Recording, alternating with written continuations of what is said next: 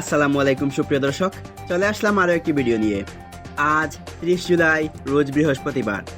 এইমাত্র পাওয়া ঝড় বৃষ্টি, নিম্নচাপ ও ভারী বর্ষণ নিয়ে আবহাওয়ার সর্বশেষ খবর। যদি ভিডিওটি ভালো লাগে অবশ্যই লাইক দিয়ে চ্যানেলটি সাবস্ক্রাইব করবেন এবং আপনি কোথা থেকে আমার ভিডিও দেখছেন তা অবশ্যই কমেন্ট করে জানাবেন। রাজধানী ঢাকা সহ দেশের অন্তত 9টি অঞ্চলে বৃষ্টি অথবা বজ্র সহ বৃষ্টি হতে পারে।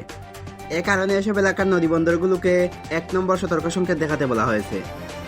একই দিনে ঢাকায় তাপমাত্রা সামান্য কমতে পারে, এতে করে গরম আগের তুলনায় কিছুটা কম অনুভূত হতে পারে। বাংলাদেশ আবহাওয়া অধিদপ্তরের ঝড় সতর্কীকরণ কেন্দ্র থেকে বৃহস্পতিবার 30 জুলাই সকালে প্রকাশিত ঢাকা ও তার পার্শ্ববর্তী এলাকার আবহাওয়া পূর্বাভাসে এ তথ্য জানানো হয়েছে।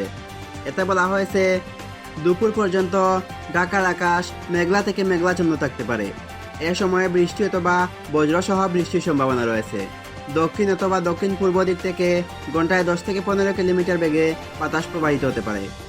একই সঙ্গে দিনের তাপমাত্রা সামান্য অর্থাৎ 2 থেকে 3 ডিগ্রি সেলসিয়াস কমতে পারে।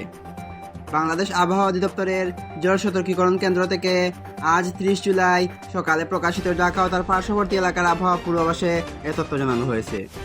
অন্যদিকে দেশের অভ্যন্তরীণ নদীবন্দরগুলোর জন্য আজ ভোর 5টা থেকে দুপুর 1টা পর্যন্ত দেওয়া আবহাওয়া পূর্বাভাসে বলা হয়েছে, ঢাকা, ফরিদপুর, খুলনা, বরিশাল, পটুয়াখালী, নোয়াখালী, চট্টগ্রাম ও কক্সবাজার অঞ্চলসমূহের উপর দিয়ে দক্ষিণ অথবা দক্ষিণ পূর্ব দিক থেকে ঘন্টায় 45 থেকে 60 কিলোমিটার বেগে বৃষ্টি অথবা বজ্রসহ অস্থায়ীভাবে দমকা অথবা ঝোড়ো হাওয়া বয়ে যেতে পারে।